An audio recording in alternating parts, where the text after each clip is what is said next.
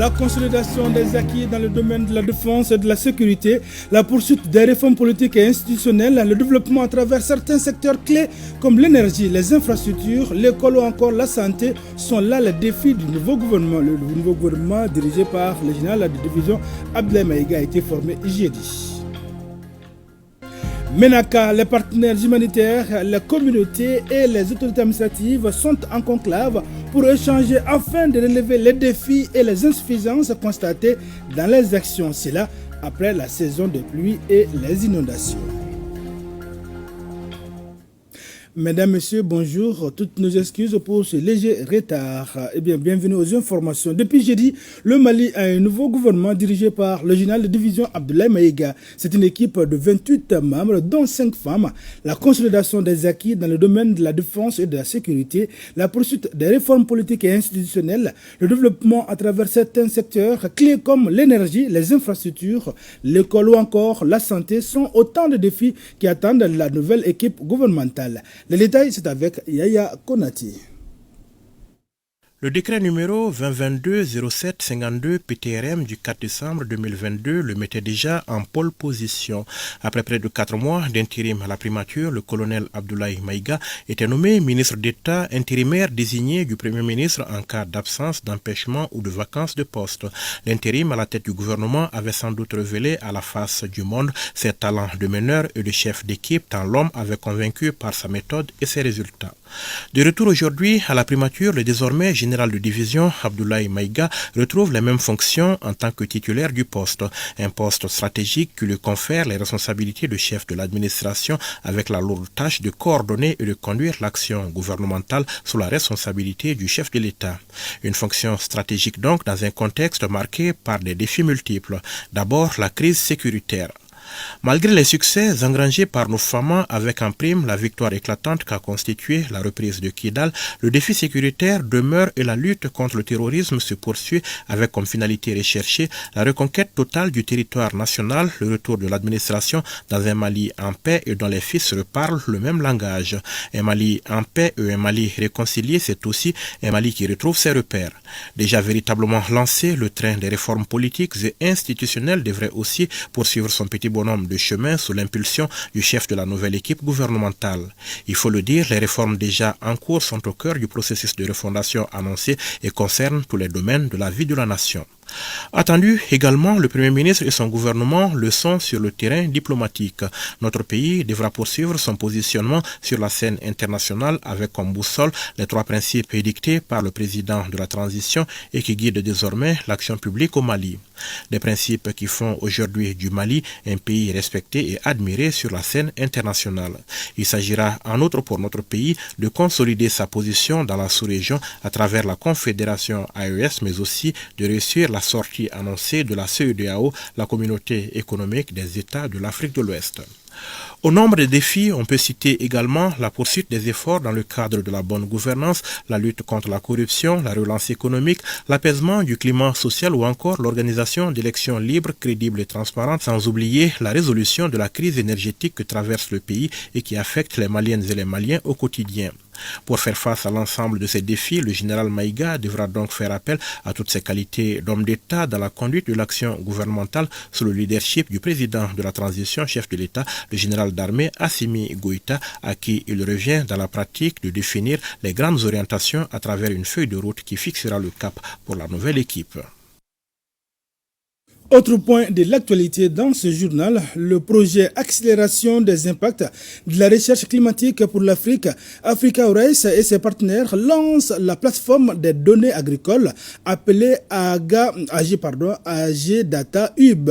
Il s'agit pour cette phase 2 du projet de mettre en interconnexion à l'échelle nationale et au-delà les services d'information sur le climat et les technologies de l'agriculture intelligente face au changement climatique. On en sait plus avec Mohamed Namakeita. La phase pilote bouclée en mars dernier, les responsables de l'initiative sur l'accélération des impacts de la recherche climatique AICCRA pour l'Afrique rencontrent leurs partenaires et autres acteurs du secteur de l'agriculture résiliente autour d'une journée d'échange. L'objectif est de faire le point des résultats et présenter le nouvel outil de la technologie agricole devant aider les producteurs à faire face au changement climatique. AgData Hub, ça se traduit comme la plateforme digitale de données agricoles du Mali. C'est une plateforme au niveau de laquelle on trouve un ensemble de données pour que les différents acteurs de la chaîne de valeur puissent prendre les décisions appropriées. On va trouver au niveau de cette plateforme les données sur le climat. On va trouver au niveau de cette plateforme les données du sol. On va trouver des informations liées par exemple aux pratiques agricoles. Quelles sont les pratiques agricoles les plus répandues? On va trouver des informations liées par exemple à la végétation. Donc ces informations vont permettre à ceux qui vont travailler par exemple sur le riz, à ceux qui vont travailler sur la pomme de terre, avec ceux qui vont travailler sur le gombo, de savoir quand est-ce qu'ils peuvent semer, quand est-ce qu'ils peuvent récolter, quand est-ce qu'il faut irriguer et quelles sont en fait les différentes décisions qu'ils puissent prendre. Et ça va leur permettre d'éviter en fait tout ce qui est risque de sécheresse, risque d'inondation et leur permettre en fait d'améliorer leur résilience au changement climatique. Partenaire du projet, le ministère en charge de l'agriculture à travers Mali Météo et celui des transports salue cette avancée technologique qui renforcera nos producteurs dans leur résilience. Véritable révolution numérique, grâce à l'initiative sur l'accélération des impacts de la recherche climatique pour l'Afrique, nous voici dotés de cette plateforme qui mettra en interconnexion à l'échelle nationale et au-delà les services d'information sur le climat et les technologies de l'agriculture intelligente face au climat. Au cours de la journée d'échange, les participants ont eu droit à des séances d'appropriation à travers des projections et des questions-réponses sur les enjeux de cette phase 2 du projet, financé à hauteur de 60 millions de dollars pour les 3 zones qui couvrent. Le projet en Afrique, cette phase 2, prend fin en mars 2026. Fin du programme de renforcement des organisations de la société civile pour les droits des enfants, un programme mis en œuvre par l'Action pour la promotion des jeunes et enfants communicateurs, la mise en place des clubs d'une web TV ainsi que des formations à l'endroit des nombreux jeunes ont été les actions posées par le projet. Les résultats de capitalisation du projet ont été présentés et c'était devant notre reporter Bokari Koulibaly. Après 2 ans et demi d'exercice, les acquis du PROCID sont ainsi présentés. Il s'agit du programme de renforcement des organisations de la société civile pour les droits des enfants. Un programme piloté par l'Action pour la promotion des jeunes et enfants communicateurs APGEC. Une initiative dont les fruits semblent avoir tenu la promesse des fleurs. La première des choses à retenir, c'est que pour la mise en place des clubs scolaires, qui fait partie des activités phares que nous avons organisées au cours de ce projet, c'est 105 enfants formés et surtout organisés en club à travers 7 établissements scolaires publics à travers le Mali. Au-delà de la mise en place des clubs scolaires, c'est la création aussi d'une cartographie qui nous a permis de comprendre qu'au Mali, il y a plus de 201 organisations d'enfants et de jeunes qui évoluent sur les questions de promotion et de protection des droits de l'enfant. Au-delà de ces 2 activités aussi, c'est un développement organisationnel qui a été senti au niveau de l'APGEC à travers le fait de réorganiser nos textes, de faire en sorte que nos textes puissent répondre à nos besoins. L'APGEC entend capitaliser les acquis du projet en vue de sa pérennisation. Les perspectives du projet, c'est réellement de continuer à pérenniser nos acquis. Nous avons mis en place des activités, nous avons sémé des choses à nous de continuer à le faire et à les récolter prochainement. Avec comme leitmotiv la promotion et la défense des droits des enfants, l'APGEC bénéficie de l'accompagnement de l'ONG Save the Children dans la mise en œuvre du PROCID. À présent, écho de nos régions, après la saison des pluies et ses conséquences, notamment les inondations, les partenaires humanitaires du Mali viennent de tenir un forum humanitaire à Ménaka. Il s'agit d'un cadre d'échange entre les humanitaires, les communautés et les autorités de l'administrative afin de relever les défis et les insuffisances constatées dans les actions. On en sait plus avec Mohamed Lamine Maïga. Le forum humanitaire a pour thème « Agir pour l'humanité ». C'est pour cela que les organisations non gouvernementales humanitaires intervenant à Ménaka se mobilisent pour relever les défis qui se posent. La raison de ce rapport de la célébration est due aux effets négatifs de pluies diluviennes qui se sont abattus sur la région de Ménaka en août, causant beaucoup de sinistrés, de pertes en vies humaines, la destruction de certaines habitations et qui ont mobilisé les humanitaires. nous nous sommes sentis qu'il y a eu beaucoup d'insuffisances dans les activités humanitaires à Ménaka.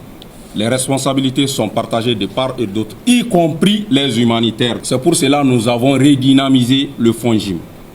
Faire de telle sorte que nous pouvons créer en quelque sorte un cadre d'échange entre les acteurs humanitaires en amont, voir qu'est-ce qui peut être changé dans la mise en œuvre des activités, qu'est-ce qui peut être fait pour apporter une assistance digne de son nom sur la base du principe humanitaire. Les échanges ont permis d'identifier les besoins des bénéficiaires et d'inviter les ONG humanitaires à reprendre toutes leurs activités à Ménaka. Cette journée s'inscrit dans une dynamique de poursuite, de conjugaison de nos efforts et de réflexion sur notre rôle collectif et individuel dans le rétablissement de la paix, de la solidarité, de la justice sociale et de la dignité humaine. Ce qui nous recommande tous, autorités, forces de défense et de sécurité, acteurs humanitaires, communautés hautes, personnes déplacées, personnes réfugiées, à nous mettre ensemble et à agir en vue de rendre nos actions plus efficaces et efficientes. Il faut rappeler que la ville de Ménaka héberge en ce moment le plus grand nombre de déplacés internes. À Koulikoro, l'Alliance Mali-Tanien a organisé vendredi dernier au gouvernorat une formation sur la prévention et la lutte contre le terrorisme et la criminalité transnationale organisée. Eh bien, pour l'Alliance Mali-Tanien, les jeunes et les femmes sont en première ligne. Et c'est donc pour permettre aux citoyens de collaborer avec les services de sécurité pour dénoncer tout mouvement inapproprié. Compte-rendu signé Djemba Moussa Konati. Il ressort de cette formation animée par le conseiller à la sécurité et à la protection civile du gouverneur de la région de Koulikoro que les formes d'insécurité dans la deuxième région se résument au terrorisme, aux assassinats ciblés, au vol de bétail, aux enlèvements, au braquage et aux affrontements communautaires. Cette initiative de l'Alliance Mali-Tanien vise à former des citoyens modèles pour aider les autorités à éradiquer efficacement le phénomène. Le terrorisme et la criminalité transnationale organisée privent les jeunes de leur vie et de leurs perspectives, de leur présent comme de leur futur. L'enjeu de cette lutte est donc plus important pour les jeunes que pour quiconque. Les jeunes sont les partenaires les plus crédibles pour relever les défis actuels. Cette initiative de l'Amata s'inscrit en droite ligne de la vision des autorités de la transition, celle de la refondation de l'État, de l'instruction civique et de la construction citoyenne. Les jeunes jouent un rôle majeur dans l'apaisement des crises. Il est important de capitaliser sur la force et le savoir de la jeunesse pour gagner cette lutte. C'est également une invitation à donner davantage de considération aux femmes, en ce sens que la femme est l'épicentre de la famille. Elle sait apaiser les tensions, calmer les cœurs, toutes choses qui font d'elle le socle d'une nation forte et unie. Nous devons tout faire pour élargir ces informations au niveau de la population, éduquer la population, conseiller la jeunesse, les femmes. Le colonel Namakita a invité les habitants de Koulikoro à soutenir cette lutte de l'Amata pour la sauvegarde des intérêts de la nation. À Tombouctou, la crue du fleuve Niger a inondé 259 localités, touchant ainsi plus de 15 000 ménages et affecté bien sûr 60 000 personnes. Aussi, la route nationale RN33 reliant Tombouctou à Goundam en partie inondée. C'est le constat fait par une délégation régionale qui était sur le terrain, nous dit Idrissa Goulou Sisseko. En région de Tombouctou, le fleuve Niger est sorti de son lit, ce qui a entraîné des inondations. C'est pour constater ces inondations qu'une délégation régionale s'est rendue sur la route nationale 33 Tombouctou-Goundam. À une vingtaine de kilomètres de Tombouctou, l'eau a submergé la route, ce qui n'est pas sans conséquence sur le trafic et la structure de la route. Un axe très important qui permet de désenclaver la région de Tombouctou et Taoudeni vers le sud. Maintenant, ça peut vraiment bloquer la circulation. L'ennemi principal de la route, là, c'est de l'eau. Et si l'eau est stagnée sur la route, ça peut vraiment jouer sur les structures. Cette route traverse la commune de Alafia. Heureusement, les populations riveraines ne sont pas impactées pour le moment. Vous savez, depuis le 10 octobre, quand on a annoncé que la cote d'alerte est atteinte à partir de Diré et Corémé, nous nous sommes inquiets. Et aujourd'hui, tous les villages riverains sont entourés. Les périmètres sont inondés, les jardins maraîchers sont inondés et l'eau est en train de monter vers la forêt. Nous lançons un appel vibrant à toutes les autorités, à tous les humanitaires, en tout cas pour qu'il y ait des solutions dans l'urgence. Au niveau de la protection civile, des mesures sont déjà prises pour minimiser les conséquences de la crue du fleuve Niger dans la région. En ce qui concerne les dispositions déjà prises à notre niveau, surtout à Niafunké, c'est de là-bas que la montée a fait vraiment d'énormes dégâts. Donc la protection civile qui se trouve au niveau de Niafunké est à pied d'œuvre. Il urge de prendre des dispositions idoines pour éviter l'arrêt du trafic sur cette route qui relie Tombouctou au sud. Déjà, nous avons enregistré près de 259 localités qui sont déjà inondées. Donc 15 835 ménages touchés, près de 60 000 personnes déjà affectées. Alors, nous avons toujours sensibilisé nos populations et riveraines lors de nos rencontres du comité de gestion des crises et catastrophes pour un peu dégager toutes les zones à risque pour ne pas vraiment tomber dans des situations. Il faut ajouter que cette crue du fleuve a impacté plusieurs cercles de la région. À Caille, le conseil régional de la jeunesse de Caille a organisé jeudi une rencontre dans la salle de conférence de la chambre de commerce et d'industrie. Objectif, remercier les forces vives de la région et témoigner une fois de plus leur soutien aux autorités de la transition et saluer la nomination du général de division Abdoulaye Maïga à la tête du gouvernement. Kabadjara.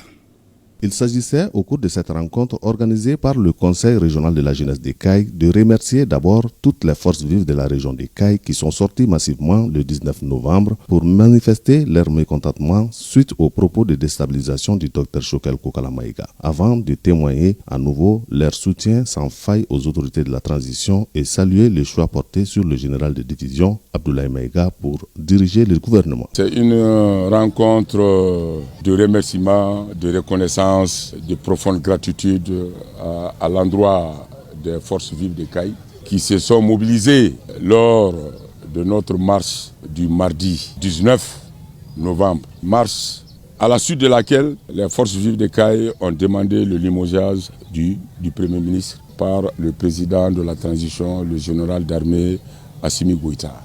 On a passé ces messages de remerciement avec comme ligne de mire de se maintenir, de garder le cap, parce que tant que notre transition n'arrivera pas à bon port, il faut que l'on soit debout comme un seul homme. Le président de la transition, général des armées Assimi Goïta, à la prise du pouvoir, il a promis à la population, si c'est que la population veut, lui en tant que responsable d'État, il va s'assurer à respecter et à honorer cet engagement. Donc nous, en tant que jeunes Caïsiens, on est fiers. L'objectif visé, c'est la stabilité du Mali, la paix, l'union et l'entente. On prépare à cette rencontre l'ensemble des forces vives de la région des Cailles. Djoïla, la journée internationale de la femme rurale a été célébrée jeudi. Elle a regroupé des femmes venues des régions de Koulikoro et celle de Djoïla. Reportage signé Daniel Famba. C'est à travers un plaidoyer autour du thème « Rôle et place de la femme rurale dans la reconstruction des Mali nouveaux » que la journée internationale de la femme rurale a été magnifiée dans la cité légendaire d'Ipaniko. Le conférencier a passé en pain fin le contenu de la loi agricole et ses décrets d'application. Mon exposé portait sur les textes et les lois, à savoir la loi d'orientation agricole, la politique foncière agricole, la loi portant sur le foncier agricole LFA, et ses décrets d'application.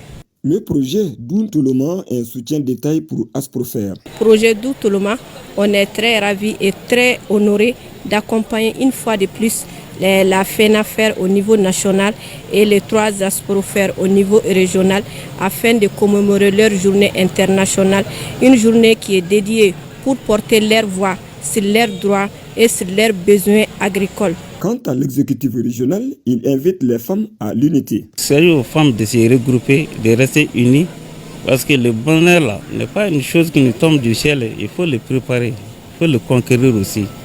Les femmes doivent rester unies et profiter de tout ce que le gouvernement envisage pour elles. La journée a pris fin par la remise d'attestations à plusieurs partenaires de l'association professionnelle des femmes rurales. Restons dans les parages. En deuxième région, les autorités ont choisi la commune rurale de Tienfala pour célébrer la journée mondiale de lavage des mains au savon. L'édition 2024 a pour thème « Pourquoi les mains propres sont-elles toujours importantes ?» On en sait plus avec Ousmane Koïta.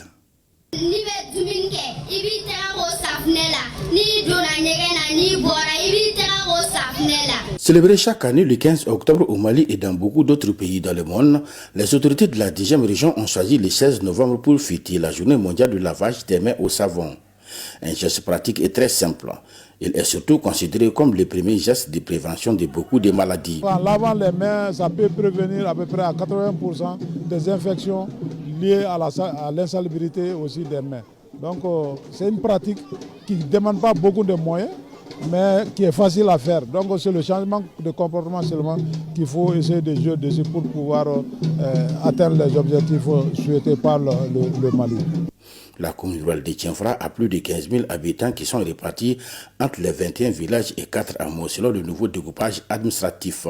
Cette commune a reçu le pari de la bonne organisation. Le cadre choisi pour l'occasion n'est pas fortuit. Il s'agit du groupe scolaire Gaussou Fofana de Tienfala. Le thème retenu pour cette édition 2024 est « Pourquoi les mains propres sont-elles toujours importantes ?» Je suis très contente avec ce kit.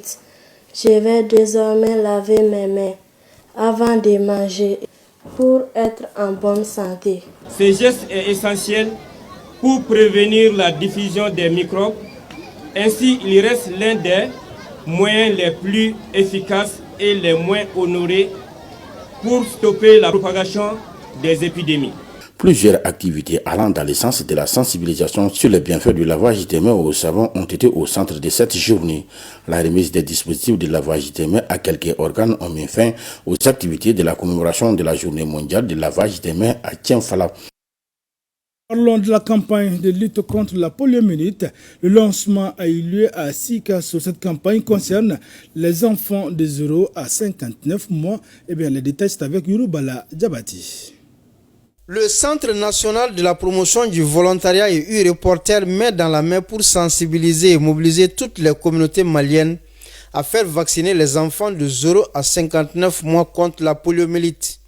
Après une période d'accalmie en 2021, la maladie continue de faire des ravages, notamment dans les régions de Kaï, Sikasso et dans le district sanitaire de Bamako, d'où l'alerte du ministère de la Santé et ses partenaires. Chers jeunes, U-Reporters et volontaires, rejoignez-nous dans cette aventure incroyable qu'est le volontariat.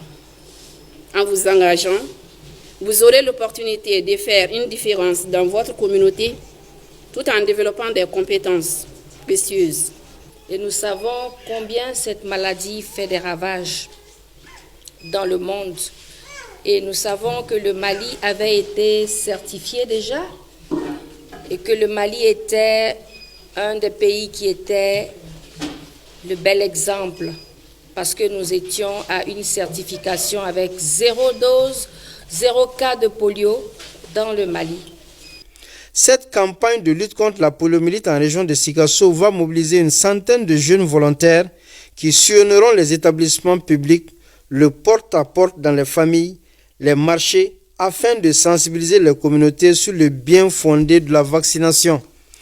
J'espère que vous avez mis à profit cette journée intense pour bien assimiler les techniques et astuces pour bien mener la campagne de sensibilisation.